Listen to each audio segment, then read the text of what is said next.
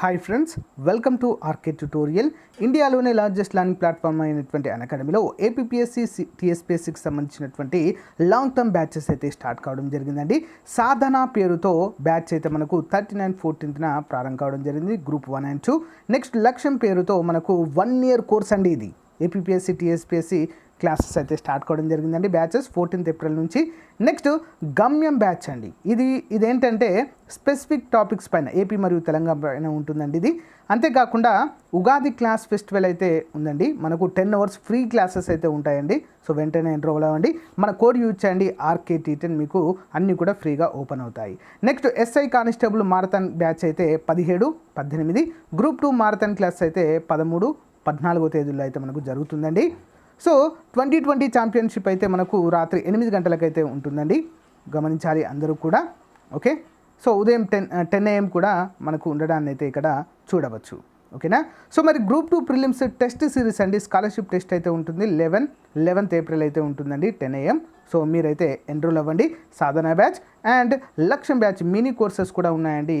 So మరి వెంటనే మంచి ఆపర్చునిటీని అందరూ కూడా ఉపయోగించుకోండి. సో ప్లస్ ఫ్రీకి చాలాసార్లు నేనైతే చెప్పడం జరిగిందండి. చాలా బెనిఫిట్స్ అయితే మనకు అవైలబుల్గా ఉంటాయి. మీరు కనుక సబ్స్క్రిప్షన్ తీసుకోవాలనుకుంటే కంపల్సరీగా చాలా తక్కువ ఉందండి అమౌంట్ కూడా. మన కోడ్ యూజ్ చేయండి RKT10, మీరు మంచి బెనిఫిట్ అయితే పొందవచ్చు. వెంటనే ఎన్రోల్ అవ్వండి. మన కోడ్ RKT10 ఉపయోగించి ఫ్రీ క్లాసులు వినొచ్చు. నేను చెప్పేటువంటి daily current affairs, online exam plus online classes కూడా మీరు ఫ్రీగా వినవచ్చు. Okay, all the best, bye. Hello everyone, welcome to RK tutorial. Friends, ఈరోజు మనము SI మరియు కానిస్టేబుల్కి సంబంధించినటువంటి previous papers and the most expected బిట్స్కి సంబంధించినటువంటి సిరీస్ అయితే చూస్తున్నామండి.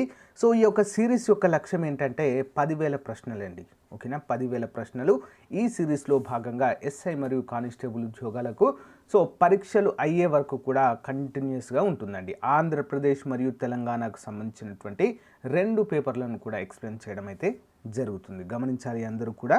సో అంతేకాకుండా ఫ్రెండ్స్, దీనికి సంబంధించి మీకు ఆన్లైన్ ఎగ్జామ్ ప్లస్ PDF కూడా కావాలి అనుకుంటే, ఎవరైతే కావాలి అనుకుంటున్నారో క్రింద ఒక లింక్ అయితే ఇస్తాను friends, Unacademy link.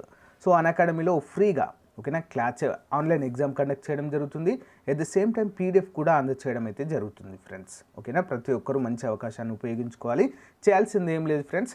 So video డిస్క్రిప్షన్లో ఒక ఫార్మాట్ ఇస్తాను, స్టెప్ బై స్టెప్ ఇస్తాను, ఏ విధంగా క్లాసెస్ వినాలి ఫ్రీగా అని చెప్పేసి. ఓకేనా, ముందుగా యాప్ డౌన్లోడ్ చేసుకొని మీ ఫోన్ నెంబర్తో అక్కడ రిజిస్టర్ అయిన వెంటనే, కొత్తగా రిజిస్టర్ అవ్వండి.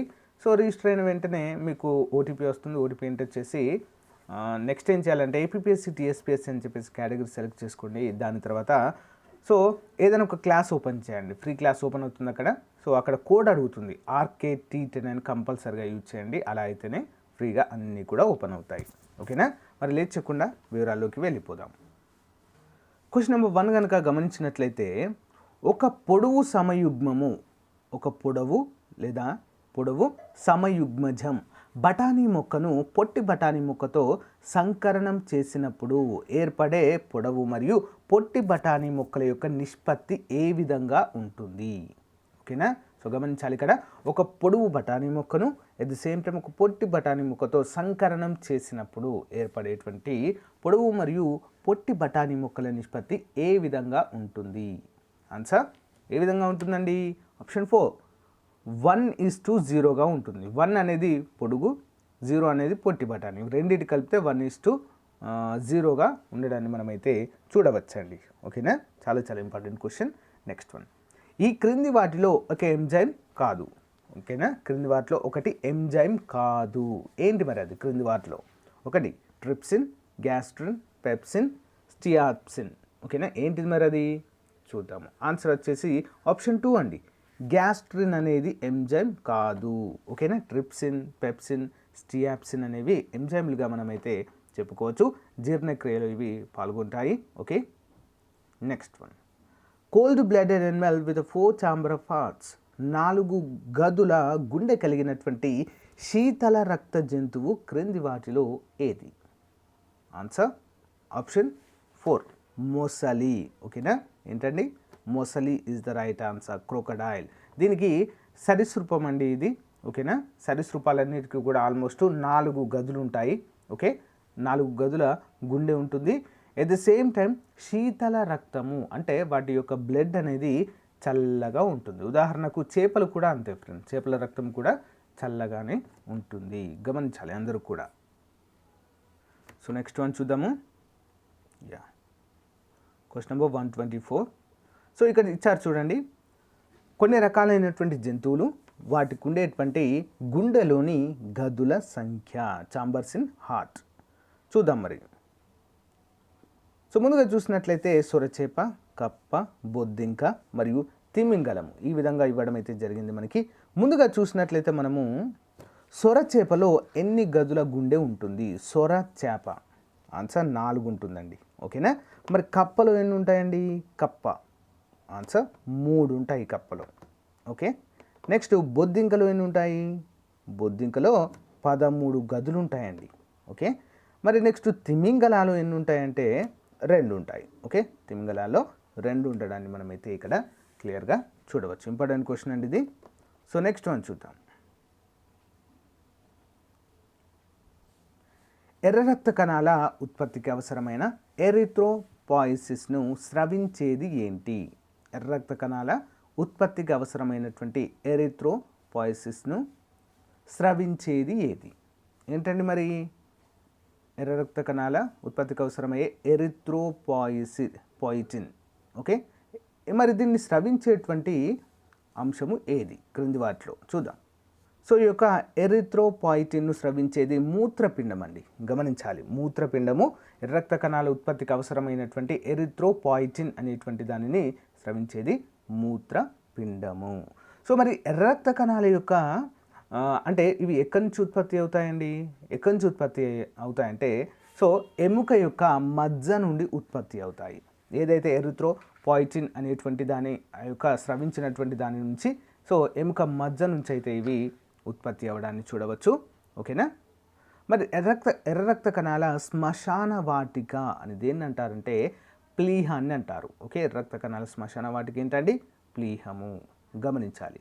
మానవ శరీరంలో అత్యంత పెద్ద అవయవం ఏంటి అంటే మానవ శరీరంలోని లోపలి భాగాల్లో గమనించినట్లయితే కాలేయం ఇస్ ద రైట్ ఆన్సర్గా చెప్పుకోవచ్చు. ఓకేనా. నెక్స్ట్, భౌగోళికంగా ఆలోచించండి, స్థానికంగా స్పందించండి అనేటువంటి పిలుపు ఇచ్చినటువంటి ఉద్యమము ఏది క్రింది వాటిలో? ఓకేనా. సో ఏంటది? భౌగోళికంగా ఆలోచించండి, స్థానికంగా స్పందించండి. సో మరి సరైన సమాధానం ఏంటి?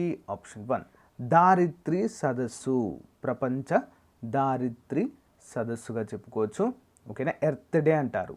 సో మరి ప్రపంచవ్యాప్తంగా ఎర్త్ డే ఏ రోజున నిర్వహించడం జరుగుతుంది? సో ఆన్సర్ చేయాలి కామెంట్ రూపంలో, ప్రతి ఒక్కరు కూడా తెలియచేయండి. ఓకే, మరి ఇక్కడ వివిధ రకాలైనటువంటి అన్ని అంశాలు అయితే ఉన్నాయి. ఓకే, ఇవన్నీ కూడా పర్యావరణ ఉద్యమాలకు సంబంధించినవి, పర్యావరణ పరిరక్షణకు సంబంధించినవిగా చెప్పుకోవచ్చు. ఈ చిప్కో ఉద్యమం చూడండి, ఇది భారతదేశంలోనే జరిగిందండి. సుందర్లాల్ బహుగుణ గారి నేతృత్వంలో ఇదైతే జరగడాన్ని చూడవచ్చు. ఓకే, చిప్కో అంటే ఏంటి? సో అంటే ఇది కొన్ని రకాలైనటువంటి ప్రాజెక్టులను కడుతున్నటువంటి సమయంలో చెట్లను నరుకుతుంటారండి. అడవులను నరికివేస్తున్నటువంటి సమయంలో సో అడవులకు ఉన్నటువంటి చెట్లను గట్టిగా పట్టుకొని సో వీటిని నరికి వేయకూడదు అనేటువంటి అర్థంతో ఉపయోగించినటువంటి వర్డే చిప్కో. ఓకే, ఇంపార్టెంట్ అండి. నెక్స్ట్, టర్నల్ సిండ్రోమ్లో ఉండే క్రోమోసోమ్ల సంఖ్య ఎంత? టర్నల్ సిండ్రోమ్ ఎన్ని ఉంటాయండి అంటే సాధారణంగా మానవులలో ఎన్ని క్రోమోజోములు ఉంటాయి? ఎన్ని జతలు అంటే 23 జతలు. ఓకేనా, 23 జతలు అంటే మొత్తం ఎన్ని? 23 + 23 అంటే మొత్తము 46 ఉంటాయి క్రోమోజోములు కదా. మరి ఈ టర్నల్ అనేటువంటి సిండ్రోమ్లో ఏముంటుందంటే ఇంకొకటి ఎక్కువగా ఉంటుందండి. ఎన్ని ఉంటాయి? ఇంకొకటి ఎన్ని ఉంటాయంటే మొత్తము ఒకటి ఎక్కువ కాదు, ఒకటి తక్కువగా ఉంటుంది. 45 ఉంటాయి ఇందులో. ఓకేనా, option 2 is the right answer. ఒకటి తక్కువ అంటే మామూలుగా కంటే కూడా ఒకటి తక్కువ ఉండడాన్ని టర్నల్ సిండ్రోమ్ అంటారు. ఓకే, గమనించాలి అందరూ కూడా. నెక్స్ట్ వన్ చూద్దాం. క్రింది వాటిలో సరికాని జత ఏది? స్నో బ్లైండ్నెస్, నెక్స్ట్ హరిత గృహ ప్రభావము, మీథేన్, ఓజోను క్షీణత, క్లోరోఫ్లోరోకార్బన్లు, జీవ వృద్ధీకరణ, బెంజిన్, హెక్సాక్లోరైడ్. మరి క్రింది వాటిలో సరైనటువంటి అంశం ఏది అని చూసినట్లయితే స్నో బ్లైండ్నెస్ అనేది పరారుణ కిరణాలు అనేది సో సరికాని జత అండి. ఓకేనా, గమనించాలి. మరి సరైనవి ఏంటి? హరిత గృహ ప్రభావం అంటే గ్రీన్ హౌస్ ఎఫెక్ట్కి కారణమైనటువంటి వాయువు మీథేన్ ఒకటిగా చెప్పుకోవచ్చు. రైట్. ఓజోను క్షీణత. ఓజోన్ అంటే ఏంటి? O3. ఓకేనా, O3ని ఓజోన్ అంటాము. మరి క్లోరోఫ్లోరో కార్బన్లు ఎందుకు బాధ్యత వహిస్తాయి? కరెక్ట్. జీవ వృద్ధీకరణ అంటే బెంజిన్ హెక్సాక్లోరైడ్. ఓకే, ఇది ఉపయోగపడుతుంది. చాలా చాలా ఇంపార్టెంట్ క్వశ్చన్. నెక్స్ట్ వన్ చూద్దాం. 129వ. ఆంధ్రప్రదేశ్ రాష్ట్ర పక్షి ఏంటి? ఆంధ్రప్రదేశ్ రాష్ట్ర పక్షి క్రింది వాటిలో ఏంటి అంటే రామచిలక. Okay, rose ringed parakeets. ఓకేనా, సో రామచిలుక అని అంటారు. మరి తెలంగాణది ఏంటి? ఆంధ్రప్రదేశ్ది రామచిలుక. తెలంగాణది ఏంటంటే సో పాలపిట్ట. Okay, Indian roller palapitta is the right answer. రెండింటి గురించి కూడా మనము తెలుసుకోవాలి. ఓకేనా, నెక్స్ట్ వన్ చూద్దాం. ఈ క్రింది విప్లవకారుడి మరొక పేరు రామచంద్ర పాండురంగ. 1857 తిరుగుబాటులో పాల్గొన్నటువంటి ఒక ఉద్యమకారుడి పేరు రామచంద్ర పాండురంగ. మరి ఇతన్ని ఇంకొక పేరుతో కూడా పిలుస్తారండి. అసలు పేరు ఏంటి అంటే Tantia Tope. Okay, Tantia Tope is the right ఆన్సర్గా చెప్పుకోవచ్చు. ఇంపార్టెంట్ క్వశ్చన్ కదా, గుర్తుంచుకోవాలి. 1857 తిరుగుబాటులో ప్రముఖ పాత్ర వహించినటువంటి వ్యక్తిగా చెప్పుకోవచ్చు. నెక్స్ట్ వన్ చూద్దాం. ఆంధ్రప్రదేశ్ రాష్ట్రంలో ఒక గ్రామ పంచాయతీ ఉప సర్పంచ్ను క్రింది వారు ఎన్నుకుంటారు. ఓకే, ఆంధ్రప్రదేశ్ అయినా తెలంగాణ అయినా కూడా గ్రామ పంచాయతీ యొక్క ఉప సర్పంచ్ను ఎవరు ఎన్నుకుంటారు? రెండిట్లో కూడా సేమ్ ఉంటుందండి. ఓకేనా, గమనించాలి. రెండింటిని అన్వయిస్తూ చెప్తుంటాను, గమనించాలి. మరి సరైన సమాధానం ఏంటి? సో గ్రామ సర్పంచ్ మరియు వార్డు సభ్యులు కలిసి ఎన్నుకుంటారు. ఓకే, వార్డు సభ్యులు. గమనించాలి, ఉప సర్పంచ్ అనేటువంటి వ్యక్తి పరోక్షంగా ఎన్నిక కాబడినటువంటి వ్యక్తి అండి. ఓకేనా, సర్పంచ్ ప్రజల ద్వారా ఎన్నుకోబడిన వ్యక్తి, సో ప్రత్యక్ష పద్ధతిలో. కానీ ఉప సర్పంచ్ మాత్రము పరోక్షంగా ఎన్నుకోబడతారు గ్రామ పంచాయతీ సర్పంచ్ మరియు వార్డు సభ్యుల చేత. ఇంపార్టెంట్ క్వశ్చన్, గమనించాలి అందరూ కూడా. నెక్స్ట్ వన్ చూద్దాం. అంతర్జాతీయ న్యాయస్థానంలో ఒక న్యాయమూర్తి యొక్క పదవి కాలము ఎంత? అంతర్జాతీయ న్యాయస్థానంలో ఒక న్యాయమూర్తి పదవి కాలం ఎంత అంటే సో 9 సంవత్సరాలండి. Option A is the right answer. 9 years. 9 years ఉంటుంది అంతర్జాతీయ న్యాయస్థానంలో సో న్యాయమూర్తుల యొక్క పదవి కాలము. మరి 9 సంవత్సరాలు ఉంటుంది. Next one. మరి అంతర్జాతీయ న్యాయస్థానం ఎక్కడుందండి? అంతర్జాతీయ న్యాయస్థానము ఎక్కడుంది? ది హేగ్ అనేటువంటి పట్టణంలో ఉందండి. ది హేగ్, గమనించాలి. Next one. భారతదేశంలోని ఈ క్రింది రాష్ట్రంలో ఆంగ్ల భాష అధికార భాషగా కలదు. ఎక్కడుందండి? క్రింది వాటిలో, ముఖ్యంగా క్రింద ఇచ్చినటువంటి వాటిలో నాగాల్యాండ్లో అయితే ఉందండి. అధికారిక భాషగా ఇంగ్లీష్ అయితే ఉంది. ఓకేనా, ఈశాన్య రాష్ట్రము, తూర్పు ఈశాన్య రాష్ట్రాలలో ఉంటుంది ఇది. నెక్స్ట్ వన్ చూద్దాం.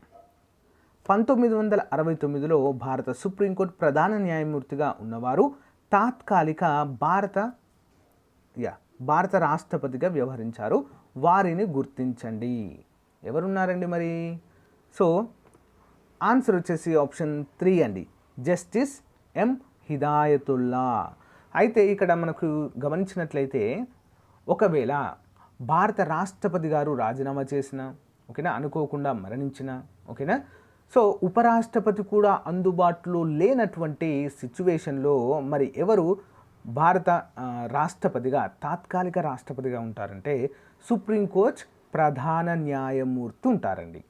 మరి ఆ టైంలో 1969 టైంలో భారతదేశానికి తాత్కాలిక రాష్ట్రపతిగా ఉన్నటువంటి వ్యక్తి ఎవరంటే జస్టిస్ హిదాయతుల్లా. చాలా చాలా ఇంపార్టెంట్ క్వశ్చన్గా మనం అయితే ఇక్కడ చెప్పుకోవచ్చు, గుర్తుంచుకోవాలి. ఒక సుప్రీంకోర్టు ప్రధాన న్యాయమూర్తికి మాత్రమే ఈ అర్హత ఉంటుంది. సో యాక్చువల్గా అంటే రాష్ట్రపతి లేని టైంలో ఉపరాష్ట్రపతి ఉంటారు, తాత్కాలికంగా వ్యవహరిస్తారు. కానీ ఉపరాష్ట్రపతి కూడా లేనటువంటి టైంలో మాత్రము సో సుప్రీంకోర్టు ప్రధాన న్యాయమూర్తికే ఈ అధికారము ఉంటుంది. Next one. భారత రాజ్యాంగంలోని మౌలిక లక్షణాలను సవరించే అధికారము పార్లమెంటుకు లేదని సుప్రీంకోర్టు ఈ క్రింది కేసులో తీర్పునివ్వడం జరిగింది. భారత రాజ్యాంగంలోని మౌలిక లక్షణాలను సవరించే అధికారము పార్లమెంటుకు లేదని తీర్పునిచ్చిందండి. మరి ఏ కేసులో అది అంటే కేశవానంద భారతి కేసు 1973. చాలా చాలా ఇంపార్టెంట్ అండి ఇది. ఓకేనా, కేశవానంద భారతి కేసు 1973లో. అయితే భారత మౌలిక లక్షణాలు ఏవైతే ఉన్నాయో దాన్ని సవరించే అధికారము పార్లమెంటుకు ఎట్టి పరిస్థితుల్లో లేదంటూ క్లియర్గా మెన్షన్ చేయడానికి చూడవచ్చు. కేసు అనేది ఇంపార్టెంట్, ప్రాథమిక హక్కులపై ఉంటుంది. నెక్స్ట్ వన్, ఆదేశిక సూత్రాలు directive principle of state policy are borrowed from the constitution of which country. అర్థమైంది కదా. ఆదేశిక సూత్రాలను క్రింది రాజ్యాంగం నుంచి గ్రహించడం జరిగింది. ఎక్కడి నుంచి గ్రహించామండి ఆదేశిక సూత్రాలను అంటే ఐర్లాండ్. ఓకే, ఐర్లాండ్ నుండి వీటిని మనం గ్రహించడము జరిగింది ఆదేశిక సూత్రాలు. ప్రాథమిక హక్కులు అయితే మనము అమెరికా నుంచి అయితే తీసుకున్నామండి. పార్లమెంటరీ వ్యవస్థను బ్రిటన్ నుంచి తీసుకోవడం అయితే మనము చూడవచ్చు. Okay, important. నెక్స్ట్ వన్, సభలో సభ్యుడు కాడు. సభలో సభ్యుడు కాని వ్యక్తి సభాధ్యక్షుడుగా ఉన్నటువంటిది ఏది? సభలో సభ్యులు కాదండి, కానీ సభకి మాత్రము అధ్యక్షులుగా ఉంటారు. ఎవరు మరి? అర్థమైంది కదా క్వశ్చన్. సభలో సభ్యుడు కాదు, కానీ సభకి అధ్యక్షులుగా ఉంటారు. మరి అలా ఉన్నటువంటి సభ ఏంటి అంటే రాజ్యసభ. అంతే కదా. రాజ్యసభ చైర్మన్గా ఎవరు ఉంటారండి? ఉపరాష్ట్రపతి. కానీ ఉపరాష్ట్రపతి గారు రాజ్యసభలో అంటే ఒక సభ్యుడిగా ఉంటారా? లేదు. పదవి రీత్యా మాత్రమే రాజ్యసభకి చైర్మన్గా వ్యవహరిస్తారు ఫ్రెండ్స్, గమనించాలి. ఓకేనా, most important question. Next one, రాష్ట్ర విభజన తర్వాత ఆంధ్రప్రదేశ్ రాష్ట్ర విధాన పరిషత్ యొక్క మొత్తం సభ్యుల సంఖ్య ఎంత? రాష్ట్ర విభజన తర్వాత ఆంధ్రప్రదేశ్ రాష్ట్ర విధాన పరిషత్తు మొత్తం సభ్యుల యొక్క సంఖ్య ఎంత? ఆన్సర్ ఎంత అండి? ఆంధ్రప్రదేశ్ రాష్ట్రానికి ముఖ్యంగా so 138. Option 3 is the right answer, 50. అంతేనా? సో నెక్స్ట్ వన్ చూద్దాం. Who is the first person scientifically estimated the national income of India after independence? అంటే భారతదేశానికి స్వాతంత్రం వచ్చిన తర్వాత మొట్టమొదటిసారిగా శాస్త్రీయ పద్ధతిలో జాతీయ ఆదాయంను అంచనా వేసిన వారు క్రింది వారిలో ఎవరండి? Answer option 2. సో వికేఆర్వి రావు గారు ఇస్ ద రైట్ ఆన్సర్గా చెప్పుకోవచ్చు. స్వతంత్రం వచ్చిన తర్వాత. మరి స్వతంత్రం రాకముందు దాదాబాయి నౌరోజీ గారు డ్రైన్ సిద్ధాంతము అనేటువంటిది ప్రతిపాదించడాన్ని మనమైతే చూడవచ్చు. ఏ విధంగా బ్రిటిష్ వారు మన యొక్క సంపదని కొల్లగొడుతున్నారు అనే అంశాలైతే అన్నీ కూడా ఇందులో మెన్షన్ చేయడం అయితే జరిగింది. స్వతంత్రం వచ్చిన తర్వాత శాస్త్రీయ పద్ధతిలో జాతీయ ఆదాయంను అంచనా వేసిన వారు మాత్రము వికేఆర్వి రావు, ప్రముఖ ఆర్థికవేత్తగా చెప్పుకోవచ్చు.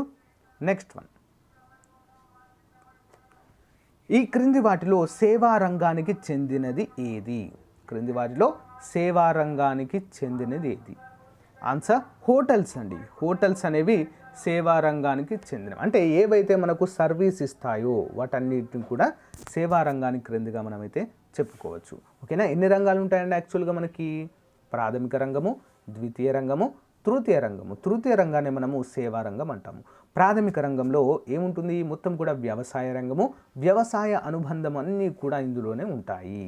ఓకేనా. ఉదాహరణకి సో చక్కెర పరిశ్రమ, కోళ్ళ పరిశ్రమ కూడా దీని క్రిందికే వస్తుంది. మరి నెక్స్ట్ ఏంటి? ద్వితీయ రంగం అంటే పారిశ్రామిక రంగం అండి. పరిశ్రమలన్నీ కూడా ద్వితీయ రంగం క్రిందికే వస్తాయి. ఓకేనా. దీన్నే ఉత్పత్తి రంగం అని కూడా అంటాము. మరి మూడవది ఏంటంటే సేవా రంగము లేదా తృతీయ రంగము. సేవ అందించేటివన్నీ కూడా ఇందులోకి వస్తాయి. పర్యాటక రంగం కావచ్చు, సో హాస్పిటాలిటీ అండ్ మేనేజ్మెంట్ కావచ్చు, ఇవన్నీ కూడా వీటి కిందకే వస్తాయి.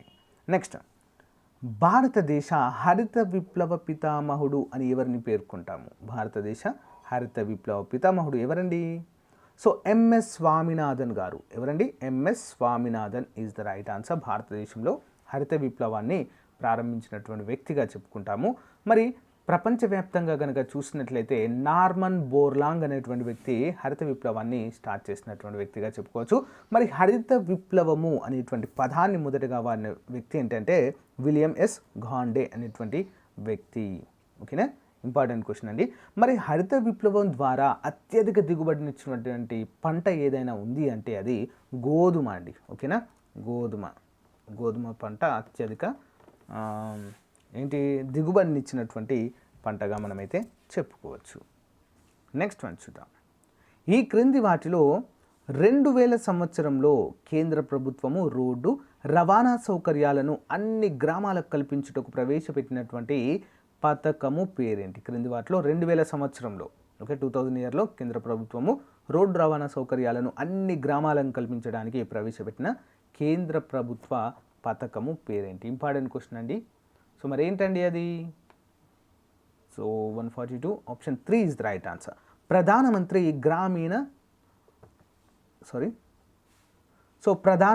గ్రామీణ స్వరోజ్గార్ యోజన. ఓకేనా? ఈ పథకం ద్వారానే ప్రతి కేంద్ర ప్రభుత్వము అన్ని గ్రామాలను కలుపుతూ రోడ్డు రవాణా సౌకర్యాలను విస్తరించడాన్ని మనమైతే చూడవచ్చు. ప్రధానమంత్రి గ్రామీణ స్వరోజ్గార్ యోజనగా చెప్పుకోవచ్చు. ఓకేనా? ఇంపార్టెంట్ క్వశ్చన్ అండి. నెక్స్ట్ వన్ చూద్దాం. ఏ సంవత్సరంలో మహాత్మా గాంధీ గ్రామీణ ఉపాధి హామీ పథకము భారతదేశంలో ప్రవేశపెట్టడం జరిగింది? లేదా పనికి ఆహార పథకము, దీన్నే మనము ఫుడ్ ఫర్ వర్క్నే దీన్ని ఏం చేశారు? మహాత్మా గాంధీ జాతీయ గ్రామీణ ఉపాధి హామీ పథకంగా మార్చడం అయితే జరిగింది. మరి ఏ సంవత్సరంలో దీన్ని చేయడం అయితే జరిగింది? సరైన సమాధానం ఆప్షన్ 2, 2005వ సంవత్సరంలో దీన్ని చేయడాన్ని మనమైతే చూడవచ్చు. ఓకేనా? Important question. Next Sribagh pact లేదా శ్రీబాగ్ ఒడంబడికపై సంతకం చేశారు. ఎక్కడ మరి? ఏ ప్రాంతంలో ఆంధ్ర నాయకులు శ్రీబాగ్ ఒడంబడిక పైన సంతకాలు చేయడాన్ని మనమైతే చూడవచ్చు. ఎక్కడండి? ఎక్కడ చేశారు? మద్రాసులో. అసలు మరి శ్రీబాగ్ ఒడంబడిక అనేది ఎందుకోసం జరిగింది? ఓకేనా? ఎవరెవరి మధ్య జరిగింది? ఓకేనా? సో మరి ఎవరికైనా తెలిస్తే కామెంట్ రూపంలో కంపల్సరీగా తెలియచేయండి, లేదా అడగండి, చెప్తాను. శ్రీబాగ్ ఒడంబడికపై సంతకాలు చేసినటువంటి ప్లేస్ మాత్రము మద్రాస్ అండి. సో మరి ఎందుకు చేశారు? సో అసలు శ్రీబాగ్ ఒడంబడికకి సంబంధం ఏంటో చూద్దాం. Next one. Caste in India their mechanism genesis and development అనేటువంటి గ్రంథాన్ని రాసిన వారు ఎవరు?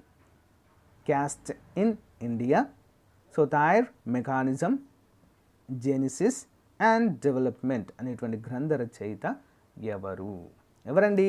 డాక్టర్ బిఆర్ అంబేద్కర్ గారు. ఓకేనా? క్యాస్ట్ సిస్టమ్ గురించి పోరాటం చేసినటువంటి గొప్ప వ్యక్తిగా చెప్పుకోవచ్చు డాక్టర్ బిఆర్ అంబేద్కర్ గారు. ఓకే, నెక్స్ట్ వన్ చూద్దాం.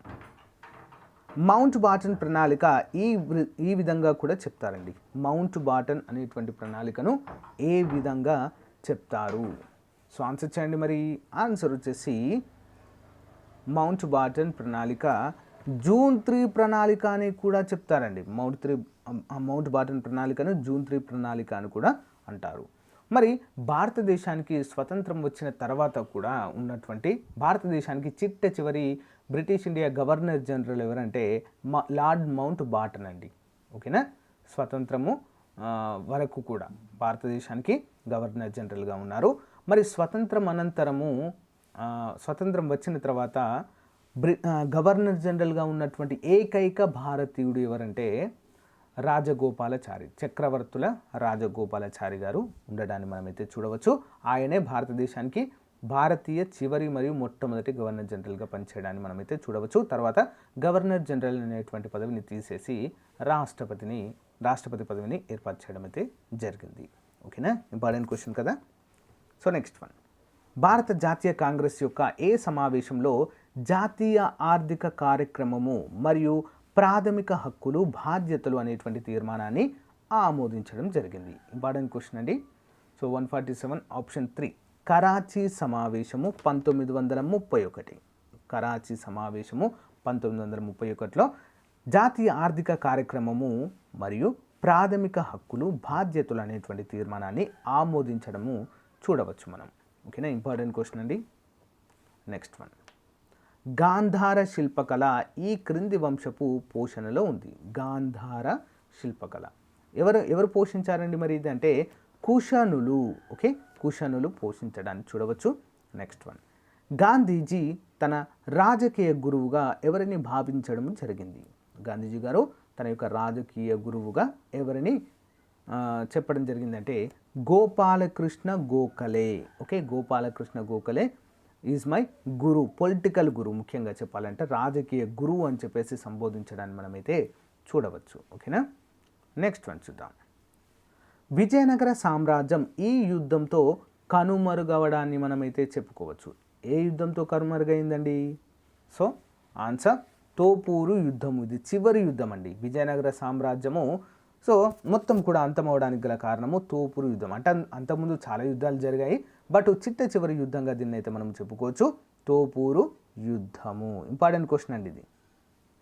నెక్స్ట్ క్వశ్చన్ చూద్దాం. రాజ్య సంక్రమణ సిద్ధాంతపు బారిన పడనిది ఏది క్రింది వాటిలో? రాజ్య సంక్రమణ సిద్ధాంతము. సో ఈ రాజ్య సంక్రమణ సిద్ధాంతాన్ని ఏ బ్రిటిష్ గవర్నర్ ప్రవేశపెడతారండి? రాజ్య సంక్రమణ సిద్ధాంతము. చాలా చాలా ఇంపార్టెంట్ అండి ఇది. సో మరి దీని పరిధిలోనికి అంటే దీని బారిన పడినటువంటి ప్రాంతం ఏది, సామ్రాజ్యం ఏది అని చెప్పేసి ఇక్కడ మనము చెప్పుకోవచ్చు. ఆన్సర్ ఆప్షన్ 4 అండి, బరంపూర్. ఓకేనా, బరంపూర్గా చెప్పుకోవచ్చు 1850వ సంవత్సరంలో. ఓకే. Next one. 1840లో స్వదేశీ సూత్రాన్ని భారతీయ కుటీర పరిశ్రమాభివృద్ధికి ఒక స్వచ్ఛమైన ఆర్థిక మార్గంగా బోధించినది ఎవరు? 1840లో స్వదేశీ సూత్రాన్ని భారతీయ కుటీర పరిశ్రమల అభివృద్ధికి ఒక స్వచ్ఛమైన ఆర్థిక మార్గంగా బోధించినది ఎవరు? ఆన్సర్ ఆప్షన్ 3 అండి, గోపాలరావు దేశ్ముఖ్ అనేటువంటి ప్రముఖ స్వాతంత్ర్య సమరయోధుడు. Next one. సో క్రింది వాటిని జతపరచండి, చూద్దాం. ఓకేనా. సో మరి Delhi, Kanpur, Lucknow, Jhansi. Sir Colin Campbell, Hugh Rose, major general హోమ్లాక్.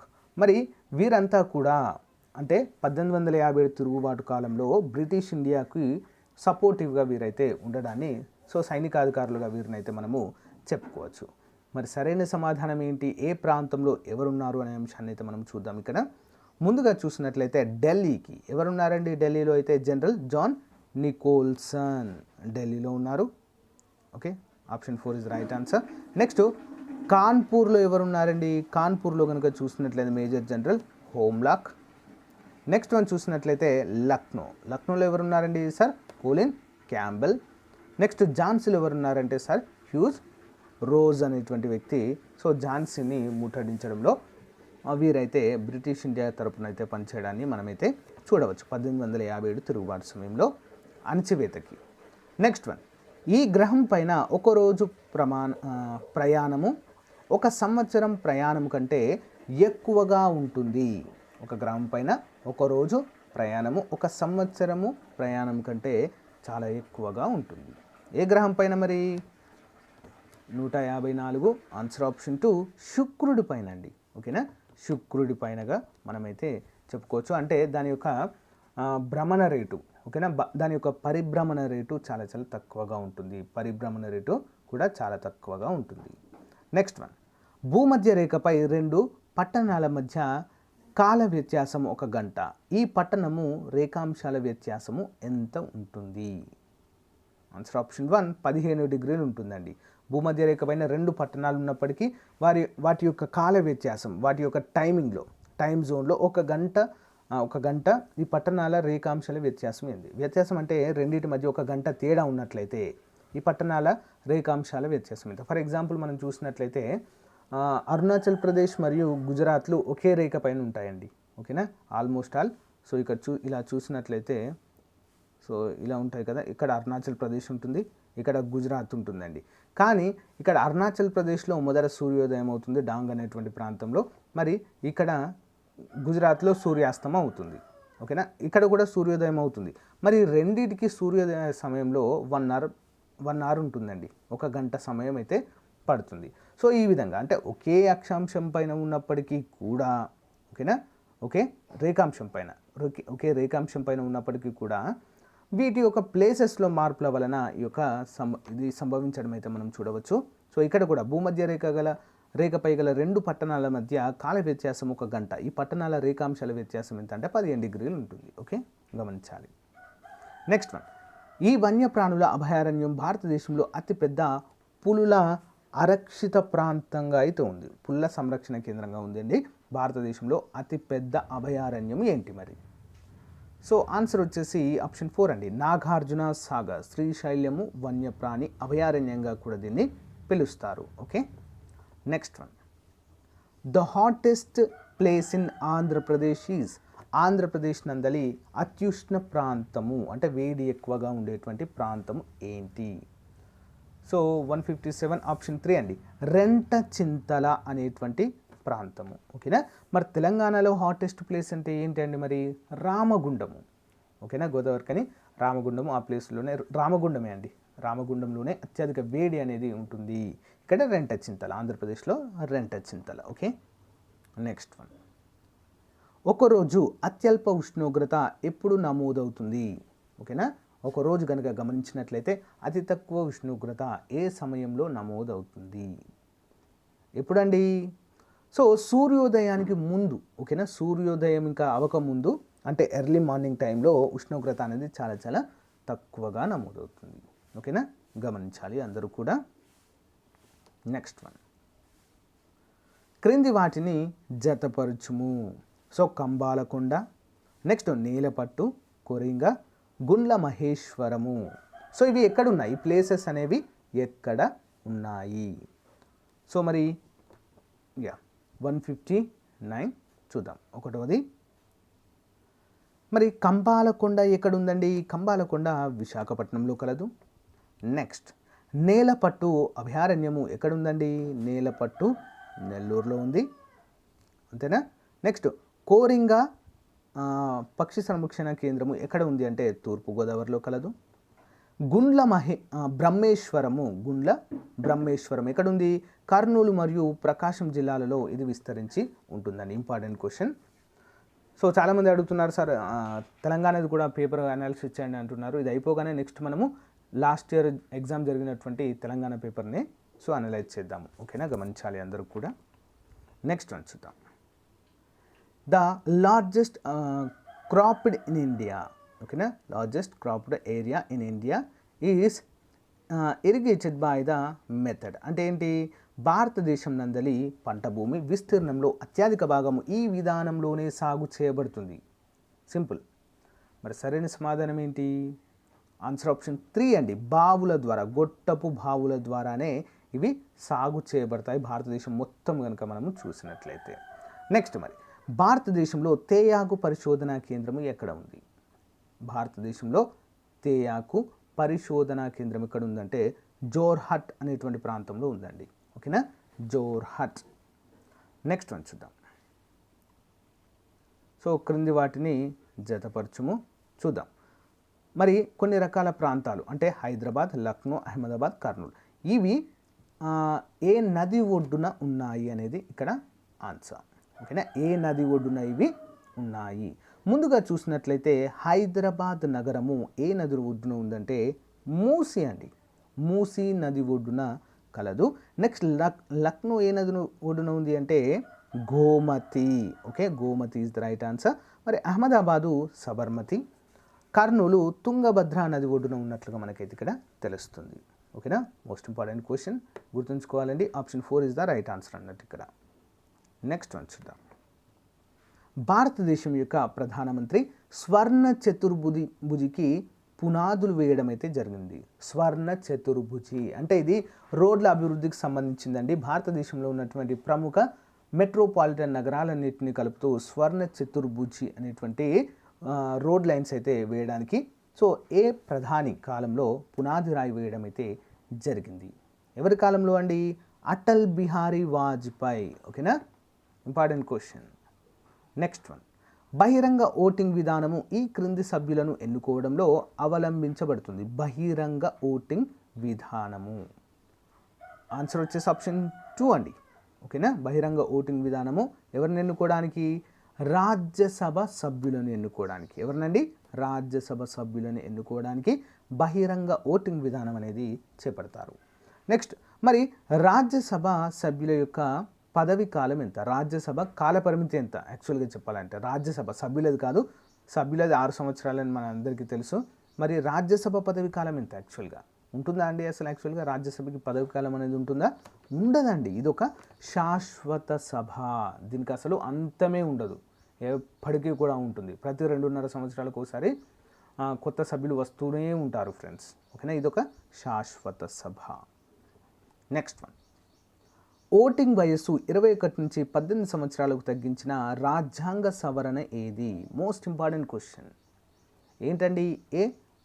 రాజ్యాంగ సవరణ ద్వారా దీన్ని చేయడం అయితే జరిగింది అంటే 166 ఆప్షన్ 2 అండి. 61వ రాజ్యాంగ సవరణ చట్టం ద్వారా దీన్ని అయితే చేయడం జరిగిందండి. సో ఇది చేసినటువంటి సమయంలో రాజీవ్ గాంధీ గారు ప్రధానమంత్రిగా ఉన్నారు. అంతేకాకుండా ముఖ్య ఎన్నికల కమిషనర్గా టి శేషన్ గారు ఉండడాన్ని మనమైతే చూడవచ్చు. అంతకుముందు మరి 18 సంవత్సరాలు ఉండేది, 21 సంవత్సరాలు ఉండేది, దాన్ని 18 సంవత్సరాలు అయితే చేయడం జరిగింది. ఇదే సమయంలో శేషన్ గారు ఎలక్షన్ కమిషన్గా ఉన్నప్పుడు, ఓకేనా, రాజీవ్ గాంధీ గారు ప్రధానిగా ఉన్నప్పుడు ఏంటి, ఎలక్షన్ కార్డులు, ఓటింగ్ కార్డులను కూడా ప్రవేశపెట్టడాన్ని మనమైతే చూడవచ్చు. ఓకేనా, నెక్స్ట్ వన్ చూద్దాం. భారత రాజ్యాంగంలోని ఈ క్రింద పేర్కొన్న ప్రకరణలలో గల ప్రాథమిక హక్కులు భారత పౌరులకు మాత్రమే లభిస్తాయి. ఏంటండి మరి ఏవి మాత్రమే భారత పౌరులకు లభిస్తాయి? Answer option 4 A B C D. ఏముంది? ఏ 15వ ఆర్టికల్, నెక్స్ట్ 16వ ప్రకరణ, ఆప్షన్ సి 19వ ప్రకరణ, ఆప్షన్ డి 29వ ప్రకరణ. ఇవి కేవలము భారతీయ పౌరులకు మాత్రమే వర్తిస్తాయి. ఓకేనా, ఎవరైతే విదేశాల నుంచి వచ్చారో వారికి వర్తించవు అని అర్థం. Okay, next one. సో నిర్బంధించిన వ్యక్తి క్రింద పేర్కొన్న సమయంలోపు న్యాయమూర్తి ఎదుట హాజరుపరచాలి. ఓకేనా, ఎన్ని గంటల లోపు అండి? ఒక వ్యక్తిని అరెస్ట్ చేసిన ఎన్ని గంటల లోపు న్యాయస్థానంలో ప్రవేశపెట్టాలి? ఎంతండి? 24 గంటల లోపు. మరి దీన్ని ఏమంటారు? కొన్ని రిట్స్ ఉంటాయండి మనకి రాజ్యాంగంలో, కొన్ని రిట్స్ ఉంటాయి. ఆ రిట్స్ ప్రకారము 24 గంటల్లోనే అరెస్ట్ చేయబడిన వ్యక్తికి సో న్యాయస్థానంలో ప్రవేశపెట్టాలంటే habeas corpus writ. Okay, habeas corpus writ అంటారండి. ఇది న్యాయస్థానాల నుంచి రక్షణ కల్పించడానికి ఇవి ఉంటాయి. నెక్స్ట్ వన్, క్రింద పేర్కొన్న రాజకీయ పార్టీ ఎన్నికల చిహ్నము సైకిల్ కాదు. మరి దేనికి సైకిల్ కాదు? సైకిల్ చాలా పార్టీలకు గుర్తుగా ఉందండి. మరి ఒక పార్టీకి సైకిల్ లేదండి. ఏంటి అది చూద్దాం. సో రాష్ట్రీయ జనతాదళ్ అనే దానికి మాత్రం లేదండి, సైకిల్ గుర్తు లేదు. సో తెలుగుదేశంకు ఉంది, జమ్మూ మరియు కాశ్మీర్ నేషనల్ పాంథర్స్ పార్టీకి ఉంది, సమాజ్వాదీ పార్టీకి కూడా ఉందండి సైకిలే ఒక పార్టీ గుర్తుగా. Next one, national voters day is celebrated in India on. ఏ రోజున జాతీయ ఓటర్ల దినోత్సవాన్ని సో నిర్వహించుకోవడం జరుగుతుంది? ఆన్సర్ 25 జనవరి. మరి 25 జనవరిని ఎందుకు ఈ యొక్క ఓటర్ల దినోత్సవాన్ని నిర్వహించుకోవడం జరుగుతుందంటే, సో నిర్వచన్ సదన్ అంటే ఓటర్లు మొదటి ఎన్నికలు జరిగినటువంటి రోజుగా మనమైతే చెప్పుకోవచ్చు. ఓకేనా, చాలా ఇంపార్టెంట్ క్వశ్చన్ అండి. సో మరి ఎన్నికల సంఘం ఏర్పాటు చేసిన రోజుగా కూడా చెప్పుకోవచ్చు. నిర్వచన్ సదన్ అంటారండి. ఎన్నికల సంఘాన్ని ఏమంటారు? నిర్వచన్ సదన్ అనేటువంటి పేరుతో దీన్ని 25 జనవరిని ఏర్పాటు చేయడం అయితే జరిగింది. సో ఆ రోజుకు గుర్తుగా దీన్ని అయితే నిర్వహించుకుంటాం. ఓకేనా, సో ఫ్రెండ్స్ ఇది ఈ రోజుకు సంబంధించినటువంటి చాలా ముఖ్యమైనటువంటి క్లాస్ అండి. మీకు నచ్చితే ఒక లైక్ చేయండి. ప్రతిరోజు అయితే ఒక క్లాస్ పెట్టడానికి ట్రై చేస్తానండి. ఓకేనా, ఎర్లీ మార్నింగ్ 8కైనా ఉంటుంది, 8కైనా ఉంటుంది, లేదా 10కైనా ఉంటుందండి. ఓకేనా, గమనించాలి అందరూ కూడా. Most important classes. సో ఇది ఏపీదండి మొత్తం కూడా. నెక్స్ట్ తెలంగాణకు సంబంధించినటువంటి పేపర్ జనరల్ స్టడీస్ అంతా మొత్తం అందరికీ కూడా సేమే ఉంటుంది. జనరల్ స్టడీస్ దగ్గర ఎలాంటి అంటే మార్పు అనేది ఉండదు. 2 రాష్ట్రాలకు కూడా సేమ్ ఉంటుంది జనరల్ స్టడీస్. ఓకేనా, ఒక జాగ్రఫీ హిస్టరీ మాత్రమే చేంజ్ అవుతుంది. సో అవి కాకుండా రిమైనింగ్ అన్నీ చెప్తాను. ఓకేనా, సో థ్యాంక్ యూ ఫ్రెండ్స్. మరి thank you for your valuable time. Have a nice day. Bye. So friends అందరికీ కూడా ఒక చిన్న ఇన్ఫర్మేషన్ ఏంటంటే, మన ఆర్కే పబ్లికేషన్ తరపున సో మంత్లీ మ్యాగజైన్ PDF రూపంలో అయితే రిలీజ్ చేయడం జరిగిందండి. ఆల్మోస్ట్ 2020 అక్టోబర్ నుంచి అవైలబుల్గా ఉంది. సో ప్రజెంట్ మార్చి నెల వరకు కూడా ఉన్నాయి. ఒక నెలకు కేవలం 25 రూపాయలు మాత్రమే. ఓకేనా, 25 రూపాయలతో మీకు నిజం చెప్పాలంటే it's a less amount, but మీరు ఆ మెటీరియల్ చూసినట్లయితే చాలా వర్త్ఫుల్గా ఉంటుందండి. ఓకేనా, మార్చి నెల PDF మ్యాగజైన్ అండి ఇది. మరి ఈ నెల కరెంట్ అఫైర్స్ కనుక చూసినట్లయితే దీని ప్రత్యేకత ఏంటంటే 1000 కరెంట్ అఫైర్స్ ప్రాక్టీస్ బిట్స్ ఉంటాయండి పూర్తి వివరణతో.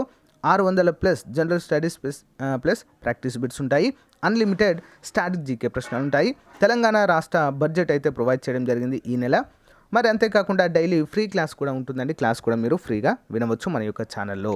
అంతేకాకుండా నెలవారీ కరెంట్ అఫైర్స్ పీడిఎఫ్ పొందే విధానం ఏ విధంగా పొందాలండి?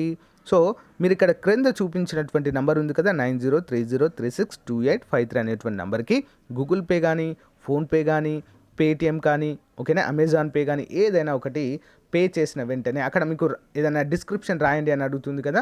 సో ఏ మంత్ది కావాలో అక్కడ మెన్షన్ చేసి ఏ టైంకి ఏ డేట్కి పే చేస్తున్నారు మీరు అనేది అక్కడ మెన్షన్ చేసి అది మంచిగా స్క్రీన్ షాట్ తీసి అదే నెంబర్కి వాట్సాప్ పెట్టినట్లయితే వితిన్ 1 అవర్లోనే మీకు పీడిఎఫ్ అయితే వచ్చేస్తుంది. ఓకేనా, ఒక నెలకి కేవలం 25 రూపాయలు మాత్రమే అండి. ఓకేనా, 25 రూపాయలు it's not a matter, but ఆ మెటీరియల్ చూసాక మీకే అర్థమవుతుంది ఎంత వర్త్ఫుల్ మెటీరియల్ అనేది. ఓకేనా, సో అక్టోబర్ నుంచి అయితే అవైలబుల్గా ఉన్నాయండి. మనకు ఏ నోటిఫికేషన్కైనా అక్టోబర్ నుంచి సరిపోతాయి కాబట్టి అక్టోబర్ నుంచి అవైలబుల్గా ఉన్నాయి. సో ఏ మంత్ కావాలనుకున్నా కూడా మీరు తీసుకోవచ్చు.